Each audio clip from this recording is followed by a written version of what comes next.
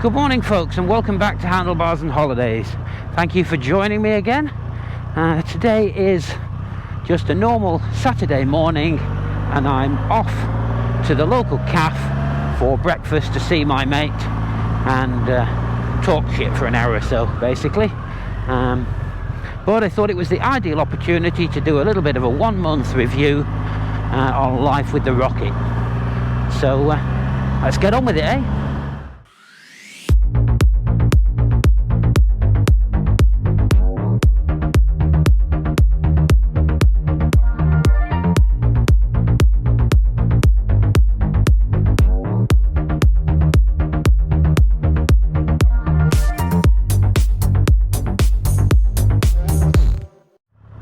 Okay, so it's been a month. It's been probably nearer 5 weeks, to be honest, and the Rocket has now had its first service. Whoopsie-daisy, here we go. Okay, so yes, we've done 1112 kilometers. Technically it's not running until 1600 kilometers, but I think after the 1000k service, everybody's pretty happy. You can go, I think you can go over 5,000 revs, I'm not sure, but I'm pretty much classing it as running now. Everything's running sweet and fine. So yes, okay, so I'm not a very technical guy. I'm not particularly mechanical. So all I can give people that are watching this, I assume anybody that's watching this has either just bought one, just ordered one, just got one, just thinking about the Rocket. So really all I can give you is a typical everyday bloke's view of my findings. So initially, let's just talk through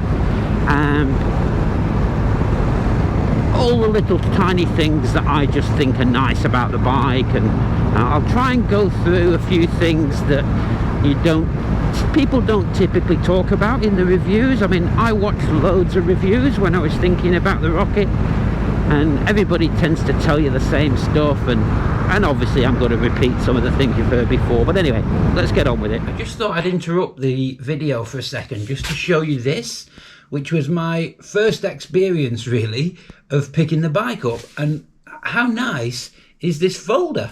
I was really surprised when we picked the bike up and they gave me this. What a lovely A4, double A4, whatever it is, folder. We've bought various cars and bikes and never had anything quite as nice as this. It's actually quite useful. The other thing that I thought was quite good, I mean, obviously you get your spare keys and everything, but they give you a pair of locks that would be keyed the same as your ignition should you choose to buy the sports panniers, which I just thought was a nice little touch. Okay, so first things first, let's talk about tyres. I think Avon designed tyres specifically for this bike. I haven't ridden in the wet, but I can't fault the tyres at all. I haven't felt insecure in any way, shape or form. Very happy with the tyres. Silly little things like right angle valves are standard, just make life easier. I like that. Lights, again, I've not ridden at night. The daytime running lights appear to be superb. I met a new friend yesterday and we went for a little ride. He has the identical bike, so I found myself looking in my mirrors, looking at what was essentially my bike behind me, and the daytime running lights are superb. Really good. And from what I've played with the lights in the garage, as I say, I've not ridden at night, and things that I've watched on YouTube, apparently the LED lighting at night is superb. So I'm more than happy with the lights. Switchgear illuminated at night, as Triumphs tend to be. I didn't realise that. This is my first Triumph. But illuminated switchgear, just really nice little touch. People have occasionally cribbed about the gap here between your sort of menu button and your indicators. I don't find that to be a problem at all. I tend to wear fairly thin gloves.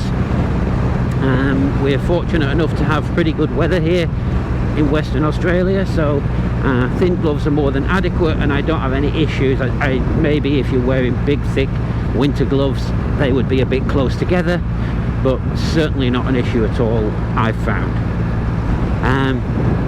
With mirrors, superb. No elbow in your mirrors at all, no vibration in the mirrors. Without a shadow of a doubt, the best mirrors I've had on any bike. Very good visibility, very functional, superb. Levers, clutch levers adjustable, no problem there. The clutch, the gear change and gearbox is super smooth.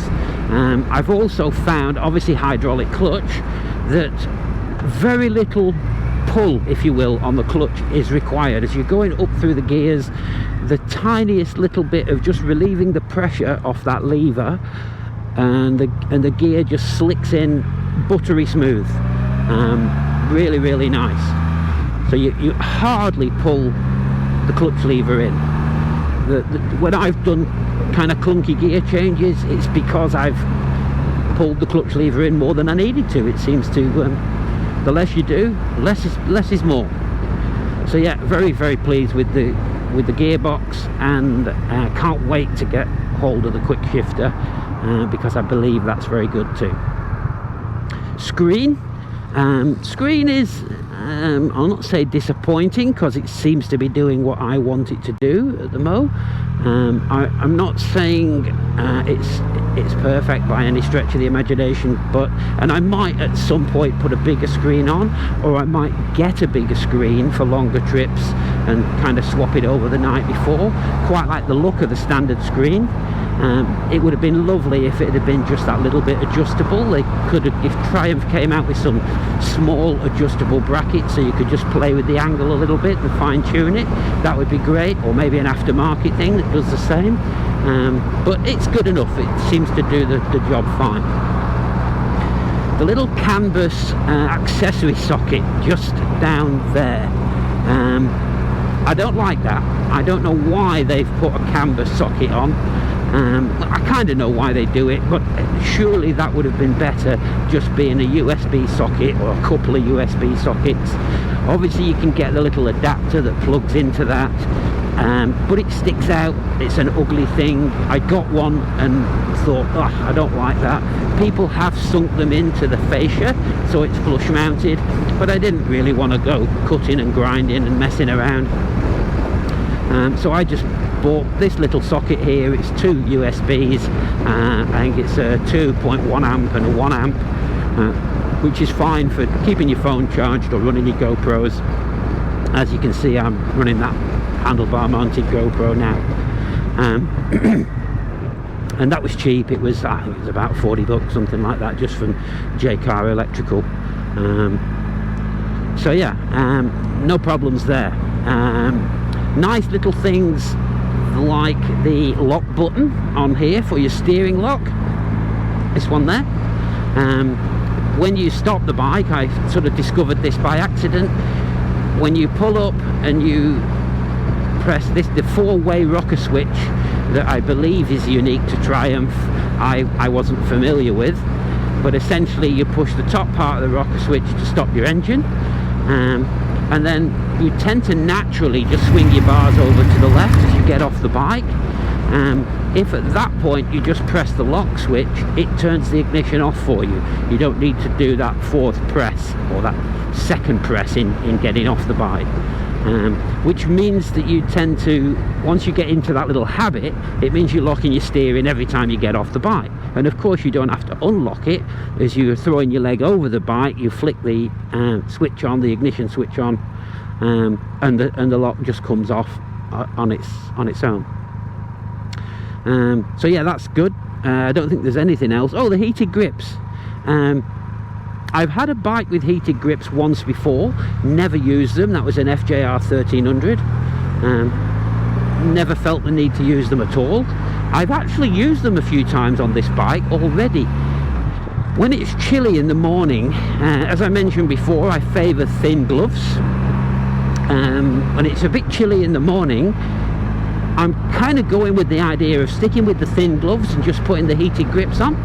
They do a good job. You know, you flick them on full, there's 3 settings. Within a few minutes they're hot, you have to turn them down to medium. A couple of minutes later I turn them down to low, and they do a good job of keeping your hands warm with what are essentially thin summer gloves when it's pretty chilly.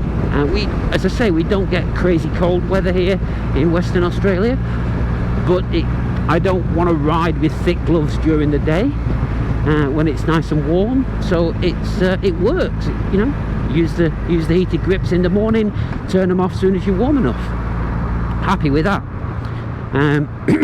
The LCD screen, it's not LCD, what do they call it? Can't remember. Anyway, the screen, all the different modes, all the different settings, I find that very intuitive. You pretty much don't need the instruction manual. You read it, it's something you do the day you pick the bike up in bed at night, I suppose. But you really don't need it. You can work your way through the menus. It's pretty self-explanatory. There's nothing awkward about it. Things like, you know, when you want to get back to the previous screen, how do I do that? You literally just push the lever back. You know, things tend to work the way that you want them to work, the way that you think, I wonder if I do this. Oh yeah, it does. So I think they've got that. That's very good. You can set different you know, different displays and all that sort of stuff, and some of it's a bit unnecessary, but you find what you want and all is good. Cruise control, I use the cruise control a lot. I tend to find, and since I started riding bikes at 16, I get a bit of pins and needles in my right hand after a little while. So being able to flick the cruise control on just for a few minutes and ride along with my right hand down by my side makes a big difference. But the cruise control works very, very well. It holds a you know, a speed, a constant speed, very well. It's very easy to put on. It's literally just 2 presses of the set button to put it on. First one switches it on, second one sets it. But first time in the day, hit it twice, you're done. And then after that, it's just up and down, simple as. You don't turn it off. You touch your brakes or just roll off the throttle slightly. But yeah, that works extremely well, so happy with that. Comfort and position I find absolutely superb. I'll not talk too much about that now, maybe talk a bit more about that on the way back. But yeah, really, really happy with the comfort and the position. Angie, Mrs. Handlebars and Holidays, has been on the back. If you've seen my previous video, which was our first 2-up ride, she enjoyed that. The back pillion seat probably isn't the best, but at the end of the day, we're only in this for short trips as a 2-up bike, I would think. So maybe an hour to an hour and a half is probably as much as we're likely to do, and that's really probably as much as she would want to do on that seat. I gather they do a comfort seat for the pillion, a genuine Triumph one. I've seen it, I've had a hold of it. It doesn't seem much different to the original to me. It's a little bit longer, it's not particularly any wider, it may be a touch softer, but I just can't see that it would make a big difference. Honestly think if it added 10 or 15 minutes to the length of the trip that she would want to do, that's about as much as you get. And I think it's something like $300 or $400, so I think it's something we simply don't need. If you were doing longer trips, if we were going on a you know, week-long trip, I would probably invest in a Corbin seat or something similar and just keep that to one side for the longer trips. Oh, the backrest relating to the pillion. We've tried the backrest in both positions, and Angie has found it to be equally useful and comfortable in both positions. She didn't really have a preference, so I tend to leave it in. I think it looks nicer in the lower position, so it stays there. certainly when I'm on my own. But as I say, I don't think she would be bothered about, I don't think we would even bother lifting it up, to be honest. She said, you just to have something in the base of your back so she just feels secure, doesn't feel like she's going to slide off the back, is really all that's necessary. So yeah, I'm kind of running out of things now. Having played with the bike for about 5 weeks, I can't find anything in terms of build quality that I'm sort of disappointed with. There's a couple of very minor things. I think the indicators, although the indicators obviously are LED and they're very bright and I'm very happy with the functionality, I think they look a bit plasticky. They could have been maybe engineered to be a little bit nicer. There's so much metal on this bike. It maybe would have been nice to have some little billet indicators or something like that, I don't know, aluminium. And I know you could change them, it's something and nothing. It's just something that it doesn't bother me, but it's maybe worth mentioning.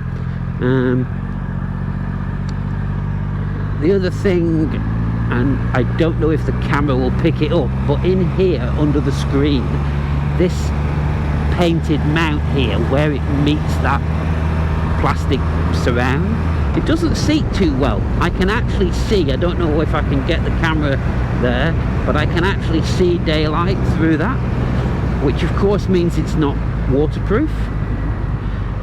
Again, fortunately, because of our weather in Western Australia, it's unlikely to matter. If there's any signs of rain, I don't go out, I go in the car. Very much a fair weather rider. If I was out and it started to rain, I would probably be heading home, and at the end of the day that little gap is protected by the screen, the Perspex, the clearer screen, so it probably doesn't matter. But I think the shape of that is just slightly off. Hardly worth mentioning, but there you go. Yeah, I think, what else can I talk about? I don't think, I mean, little silly things. Everybody's talked about the fold out foot pegs. They are a brilliant design, just a nice little feature. It's always, whenever anybody comments on the bike, if you're parked up somewhere and you find yourself talking to somebody that's often not a biker, they're not into bikes, but they felt the need to comment on the bike, you always show them, you always find yourself saying, oh, have a look at this, excuse me. So yeah, nice little feature. One thing I was a bit concerned about was the pillion's heel touching the exhaust on the right hand side and sort of melting the sole of the shoe and making a mess of the exhaust. It doesn't happen. The heel, Angie has made a point of noticing the heel is well away from the exhaust, so that's not an issue. The engine does have a slight coarse feel to it. It's I don't know, a bit gravelly, a bit coarse, I don't know how to explain it, but it's nice. It fits with the bike, it feels right. If this engine was silky smooth, you've got to kind of remember what you're on. It all has to feel nice, and it does. It just feels good. I like the sound. Obviously some people say that they're too quiet. I've taken to riding with earplugs, so you lose a whole lot of the sound anyway, but it's a nice tone, it's a nice sound.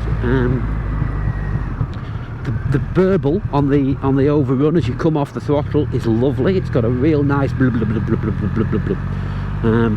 I like that. So yeah, great. Okay, so I'm just arriving at the calf now. I will sign off for a little bit and perhaps talk a bit more on the way back.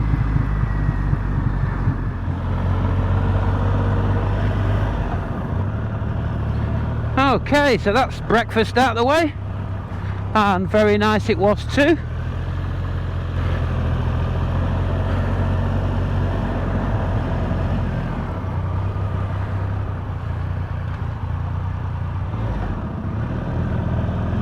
A very healthy, health conscious poached egg and mushrooms on toast.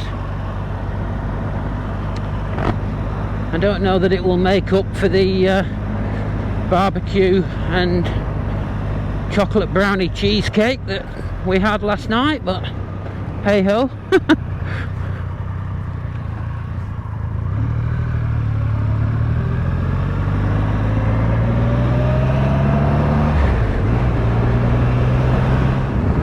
So thinking about the bike as a whole, we've talked about the little bibs and bobs, the likes and dislikes, and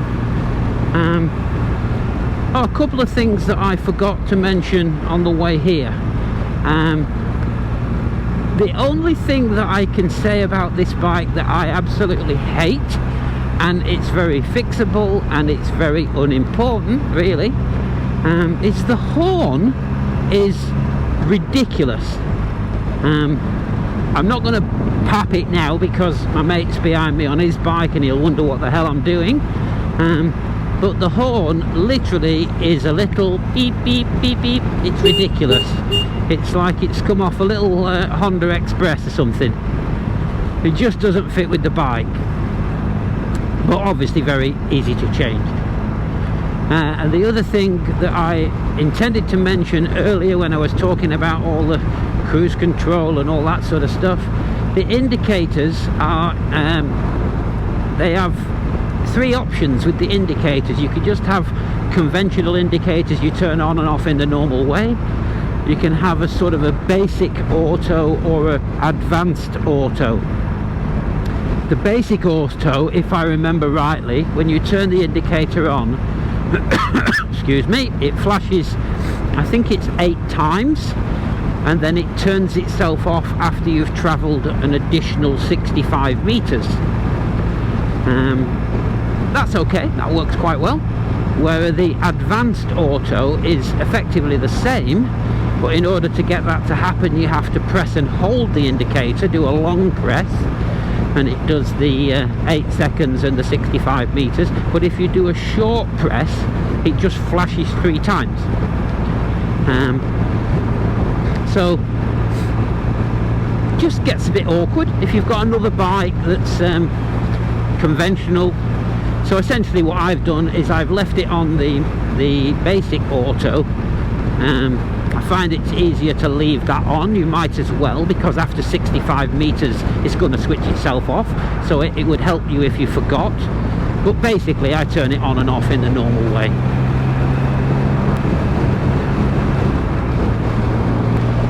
But in terms of the bike itself, I think obviously whether it's the right bike for you or not largely depends on what bike you're coming off. If you're coming off a decent sized bike and you're used to something that's a little bit hefty, a bit weighty, you're going to have no issues. A Rocket carries its weight very well. It's pretty low centre of gravity, so it's very manageable. As soon as it's moving you don't feel the weight at all. Obviously you notice it a little bit in the garage, but it's not unwielding, there's nothing awkward about it. But as a rideable, just general enjoyment, good fun, easy to enjoy bike, I think it ticks all the boxes. It certainly suits me. I like the riding position immensely. As I touched on the seat earlier on, the seat is incredibly comfortable. It puts your weight on your bum cheeks, not too far forward. You're not sitting on the bits that you don't want squashing, without going into too much detail. It just puts your weight in a nice place. You sit with your back nice and straight. The handlebars suit me. I'm about 5'10". I'm not sure what that is in metric, but everything just fits nicely. The forward controls on the GT are there's 3 positions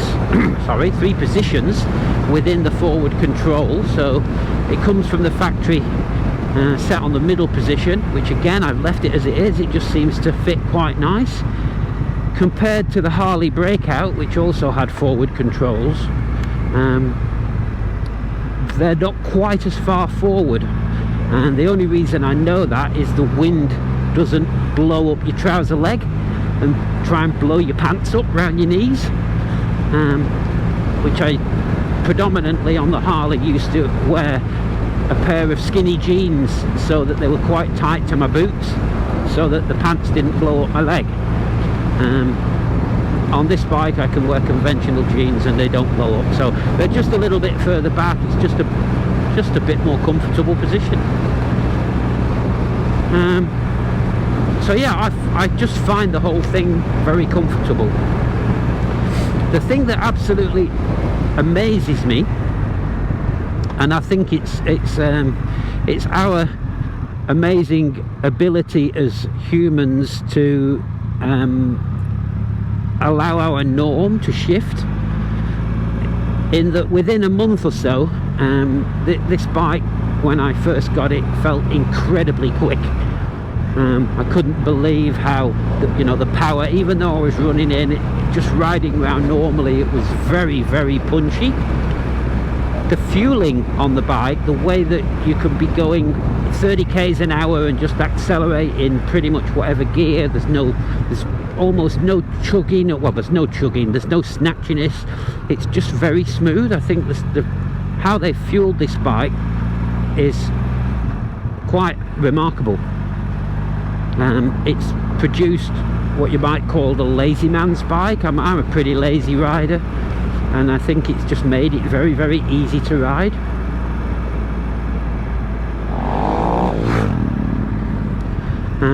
So yeah, I think it's kind of a masterpiece of, they've taken such a big engine, put it into a bike and got it to work so well, and it really does seem to be, very quickly it becomes normal to have such an immense amount of power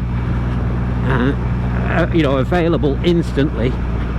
Just very quickly becomes the norm, and it's just nice.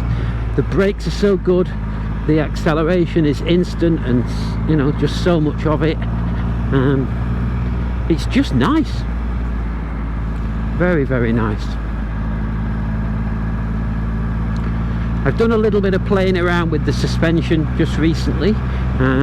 The Rocket does get a bit of a slating for being very, very firm on the suspension, which I would agree with. I wouldn't say it's crazy firm, but it is pretty firm, and I've softened all the suspension settings up a bit, and as of this morning I've just reduced the tyre pressures by 2 psi. They recommend, I just lost my mate at the traffic lights. Recommend 42 psi, and I've just dropped them to 40, and with a slightly softer suspension adjustment as well this morning, it's made it just that little bit nicer. It just feels absolutely normal now. It just feels like any other bike, as opposed to just being a bit on the tough side.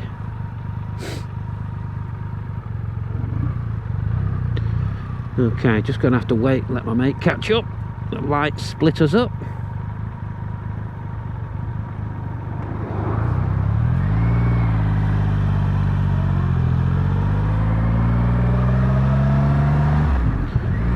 My breakfast buddy on a Saturday morning is a very interesting guy.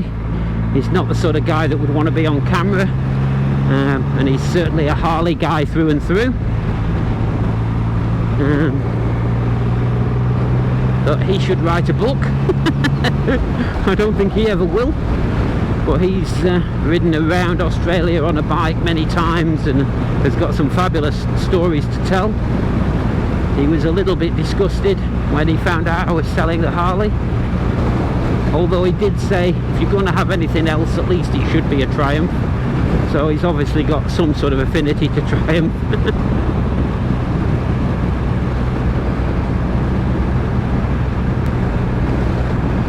The other thing that's maybe worth mentioning, that I have heard one or two people mention on the net, is how the bike, when you let go of the handlebars, has a pull to the left. Now, I can't say, I mean, there you go, no pull to the left there, so I don't know where that's come from. we can blow that one out the water. Yeah, I'd say the way the suspension's set at the moment, with everything pretty much on the softest, the rebound damping on the rear wheel is not quite at the softest, but it's pretty close. It just feels normal now. You go over a joint in the tarmac and you can feel it, but only just. But you'd want to feel it. You don't want anything to be super smooth. You've got to get some sort of feedback from the road, surely. So I think that that's about right now. Okay, so in summary, having owned the bike for about 5 weeks now, I'm very, very happy with my decision to change. It's certainly a bike that suits me. I suppose it's not for everybody, but I think anybody with experience of a bigger, more weighty machine wouldn't have any problems with it. It's a very, very well-mannered bike. It does everything very well. It's really got no awkwardness or funny little foibles to it or anything. It just does what it says on the tin. And it was a tricky decision to decide to part with the Harley. It was hard. Incidentally, the Harley has gone. It was sold privately to a guy called Keith, who came up from a town down south about 8 hours away. He drove up and took it away in his trailer. A really nice guy, obviously an enthusiast, got quite a few bikes, and he's obviously going to look after it, which was nice. We spent the day really, and he's gonna look after it. He was the right guy for me to sell the bike to. I was happy as I could be selling it to him. If I'm honest, I probably would have kept it, but having 3 bikes wasn't really an option. I just stick with the 2. So yeah, it was a sad day watching it go. I sent a little video of it driving away in the trailer to my daughters and said, the Harley's gone. Oh, excuse me, hiccuped. Yeah, I said, the Harley's gone. And my eldest daughter said the following day, she said, when I watched the video I was a bit emotional, Dad. And I thought, well, I was. I've had that bike almost 8 years, which I think is the longest I've ever kept a bike, and I really couldn't fault it. So it's nice to know somebody else is enjoying it. I've had my time with it, and I'm happy with what I've done. I don't think it will be my last Harley experience. I'm sure, well, I know there's something on the horizon. I don't know whether it will happen, but I'm kind of anticipating the arrival of the new Harley Sportster S, the 1250, which comes out probably middle of next year into Australia. So I'll certainly have a test ride on that, and maybe at some point that might be a replacement for the Yam. But time will tell. Nothing's forever. But no, happy with my decision. And anybody that's considering a rocket for whatever reason, my best advice would be go and get a test ride. Don't let them fob you off with 10 minutes. You need a proper ride. You need an hour or an hour and a half. Settle into it, and I think you would be hard pressed to not like it. So I think I'm going to sign off on this one for now. Hopefully this has been a little bit of use for somebody that's maybe considering a rocket. Hopefully I've touched on a few things that other people haven't previously mentioned, if you've been watching other videos. And as I say, hopefully it's been entertaining and of some use. So thank you very much for joining me at Handlebars and Holidays. If you haven't already done so, please subscribe, hit the notification bell. Everybody asks you to like the video, and I'm not honestly sure what difference that makes, but yeah, like the video, please. But yeah, it's been fun. So until next time, take care and ride safe.